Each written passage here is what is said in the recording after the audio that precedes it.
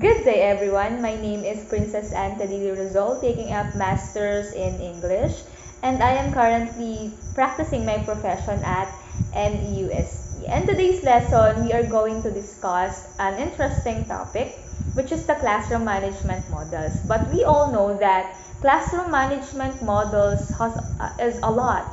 We have different models, and so we are going to focus with two models of classroom management. The first one is the Neo-Skinnerian model, and the second one is the Conen model. But before that, let me just state to you what are the objectives of today's lesson. The first one, of course, learn the classroom management models, notably the Neo-Skinnerian model and the Conen model.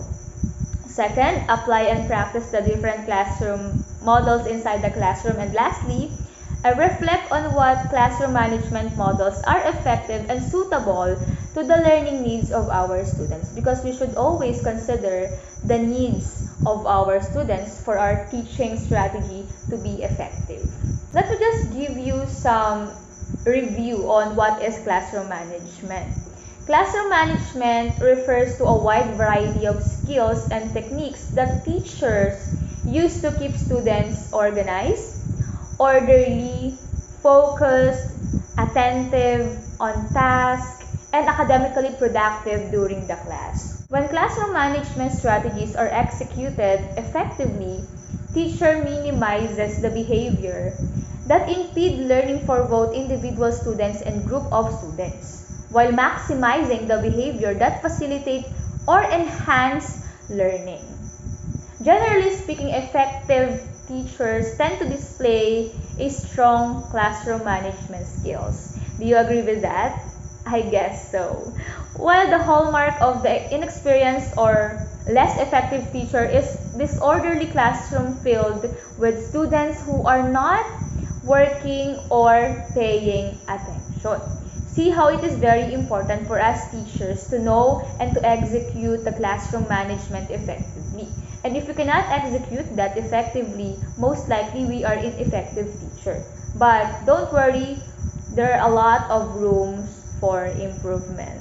Now let us proceed to the first classroom management model that we are going to discuss today. The first one is the Neo-Skinnerian model.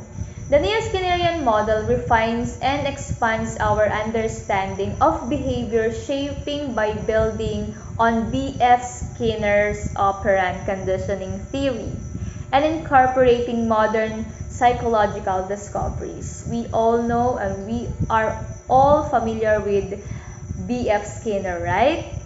Psychologist and behavior analyst Richard J. Davidson developed this model.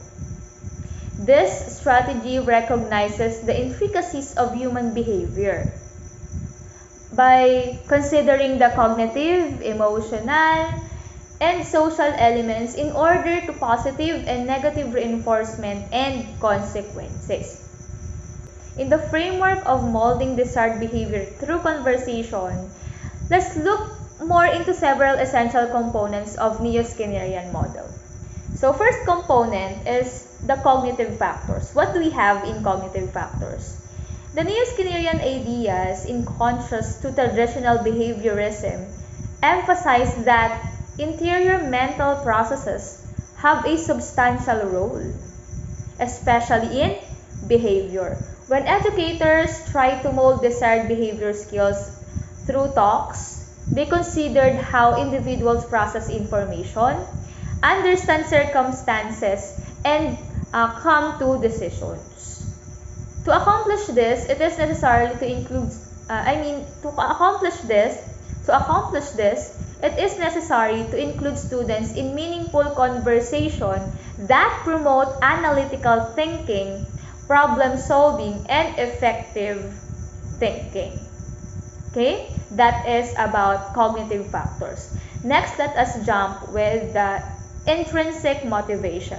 When we are dealing with intrinsic motivation, Neo-Skinnerian approaches acknowledge the significance of intrinsic motivation, which refers to the act of performing an activity for the sake of inherent satisfaction or interest it offers and fostering one's intrinsic motivation result in behavior changes that are long-lasting than those brought by external reinforcement. I believe that it is very effective. It is possible to motivate students to participate in class and further their education through thought-provoking conversation that appeal to their passions and curiosity. Now let us jump into the third, the positive behavioral support. In this strategy, the emphasis is placed not simply on applying punishment for undesirable behavior, but rather on identifying and reinforcing positive behaviors. Educators should utilize tactics for positive reinforcement in conversation, such as applauding meaningful comments, fostering collaboration, and providing opportunities for students to take on leadership positions. We should give equal chances with our students. We should make our students feel that they can do something better, okay, than they think. Next, we have the feedback and self-regulation. Neo-Skinnerian models emphasize the role of feedback and self-regulation in molding behavior. Students can self-evaluate their performance and make improvements, which serve as forum for providing constructive comments. This helps students become more self-aware and gives them the agency to take responsibility for learning and behavior. Feedback shouldn't be always negative, but we should make our students understand that feedback can help them grow. For the next one, we have the social learning.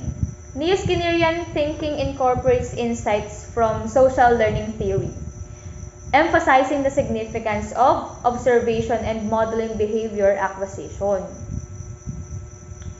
Through the opportunities for students to see and imitate positive behavior displayed by their peers or the educator, discussions can make social learning more accessible and practical. If the students are having hard time in understanding the lessons, we teachers can make a strategy on making the learning fun and enjoyable. In what way? We can provide them actual activities with their peers or with their classmates. Because learning alone, sometimes it's frustrating, but if we are going to make our students learn with their peers, I guess it will be effective for them.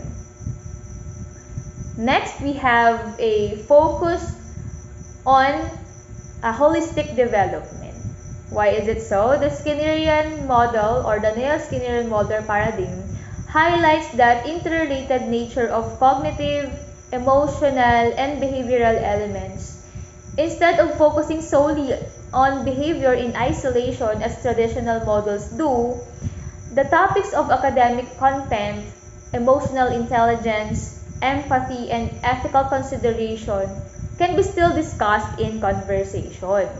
Discussions can be planned to do so. Okay? As teachers, we should always maintain the holistic development of our students, not just they are good in learning this particular subject, they are good at socialization. Of course, it is always important to consider that they are holistically developed. Why? For them to be aware of what they can still achieve or what they can learn from something. Because if the students is not holistically developed, there are instances that they might be encountering problems, especially with their attitudes. They might think that, oh, I can already do this and that. Okay? Whereas where they are holistically developed, of course, they will be considering a lot of factors. They will be using their skills accordingly. Next, and the last for the Neo-Skinnerian theory is the ethical considerations. Neo-Skinnerian techniques take into account the ethical considerations. This involves the behavioral modification. The goal of educators is to foster an atmosphere that is not only encouraging but also courteous and in which conversation, rather than disciplinary actions, are centered on the promotion of positive reinforcement and individual development. Why do we keep on mentioning behavior in here?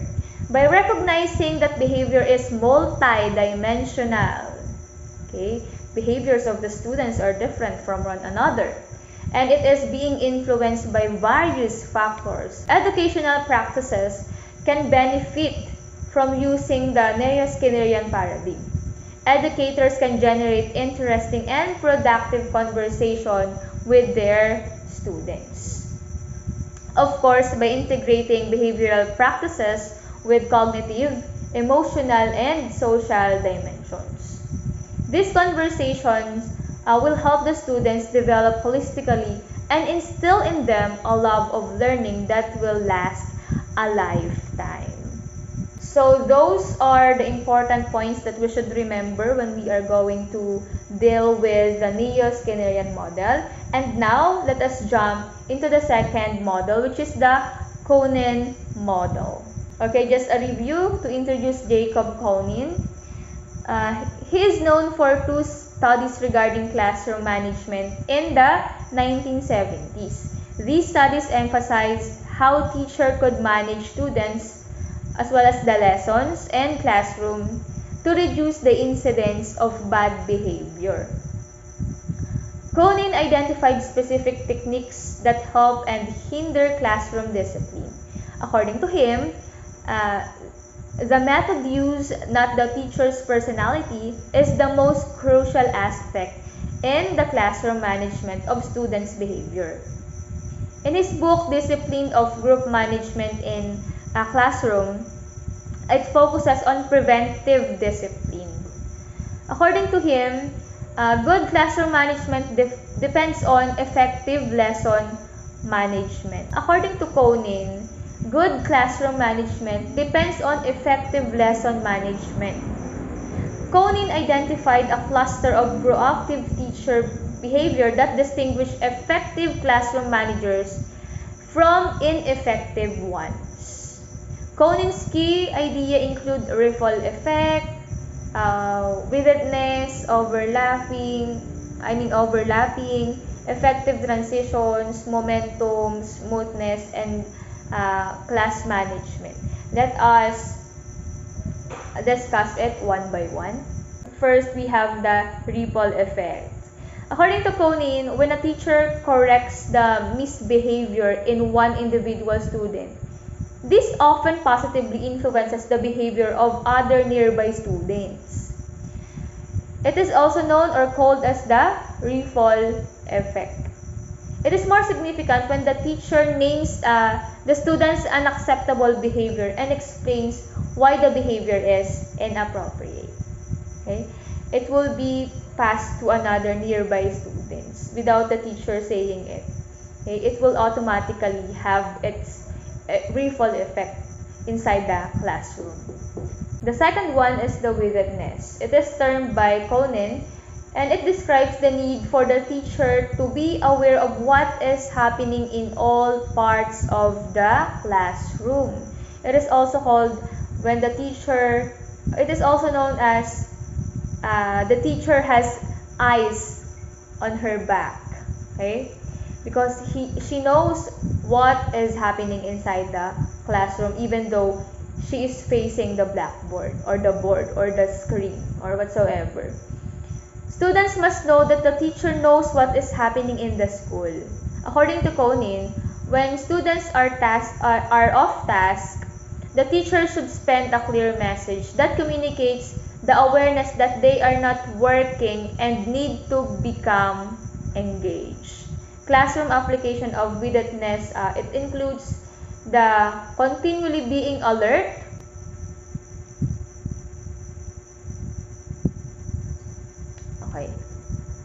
continually being alert in the myriad of sights and sounds in the classroom. Second, arranging the classroom so that all students are always within eyesight. We should consider their sitting arrangement, their height, their attitudes, their behaviors. Next is scanning the room periodically when working with individuals or small groups of students. Okay, we have to roam around. Next is when helping an individual students, the teachers faces the rest of the class.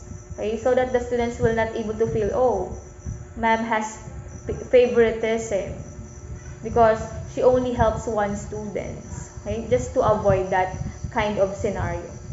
And lastly, we have briefly acknowledging students' misbehavior at the first detection to let the students and the class know that the teacher is aware, thus preventing an escalation of misbehavior. The next one is overlapping. Overlapping is the process of attending 2 or more events simultaneously. An example of overlapping could be when a teacher gives a student's individual feedback at one station and monitors other students' performance in the room. Conan suggests that overlapping is a teacher's ability to effectively handle 2 or more classroom events simultaneously. Instead of becoming engrossed in one and letting others to be neglected. When instructing one group, a teacher should be able to acknowledge difficulties that students outside of the group may be having, so that instruction may continue. This also includes distractions outside the classroom, such as notes from office or students walking through the hallways. Let us now jump with the effective transition. Effective classroom misbehavior increases when a classroom moves from one task or activity to another. Students' behavior is influenced by the smoothness and effectiveness of transition between task and a lesson or in subject. According to Koning, effective transitions includes keeping lessons moving and avoid abrupt changes. We should establish well-established routines, a consistent signal for gaining the class attention, clear directions, and preparing students to shift their attention from one task to another, and concise explanation highlighting task main points to help reduce students' misbehavior. Conan also emphasized that providing smooth and effective transition is one of the essential techniques in maintaining the students' involvement and class control. What am I doing in my class to have effective transition from one subject to another is that before I enter their classroom, I am standing outside their door for 1 minute. And then that 1 minute are for them to fix themselves, to keep all their notes from the previous subjects, and to be ready in my English class. So that when I enter the room, they are conditioned that, okay, so that when I enter their room, they are aware and set that we will be having our English class now. Going with the momentum. Momentum refers to the force and flow of a lesson. A practical study pulls the students along. Effective teachers move through the lesson briskly and appear to have few slowdowns in activities flow. Maintaining such momentum and having a steadily sense of movement through the class will help them or will help the students or the learners in activity and helps prevent students' misbehavior. And lastly, we have what we so called the smoothness. Smoothness is maintaining direction in the lesson and not being diverted in irrelevant incidents. This management practice refers to teachers' ability to manage smooth transitions between learning activities. Valuable instructional time is often wasted when the teacher moves the class from one instructional activity to the next without them having a good and clear explanation. The time spent instructing students is often known as time on task. and can be measured. Smoothness refers to a teacher's ability to preserve instructional time by eliminating many common barriers to smooth class transition. So sometimes as teachers we cannot easily or we cannot get rid of telling stories, telling a lot about our lives. We should be intact. We should be have this kind of smoothness in our class. We should avoid barriers that could distract the whole class. And we should focus on the goal, focus on the objectives of the lesson, of course, focus on that timely and relevant task for us to give to our students, or the task that our students will be needing in the future.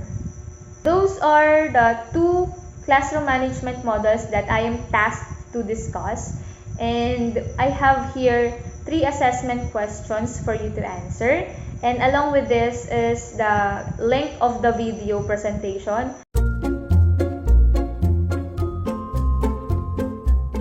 At our school, an observer may see students working independently, performing classroom jobs, or using objects appropriately, and think, wow, isn't she lucky? All these kids are really well behaved. But actually, their ability to do all that is rooted in a ton of structure and routine that we front load. And our first weeks of school are all about establishing those routines. First, think about where you might need a routine. Anything from managing noise level to how students line up, to how they rotate around the room. Do you want students to ask for permission to get out of their seat? Do you want them just to call out? What tools or supplies need explanation for use?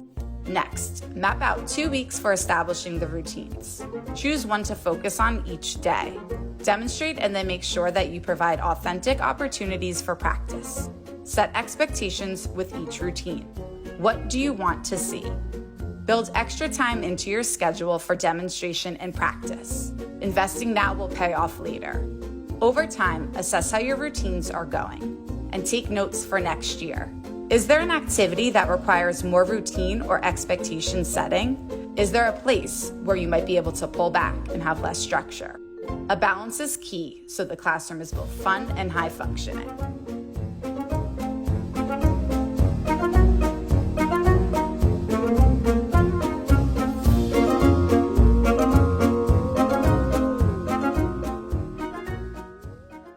And that is all for today's discussion.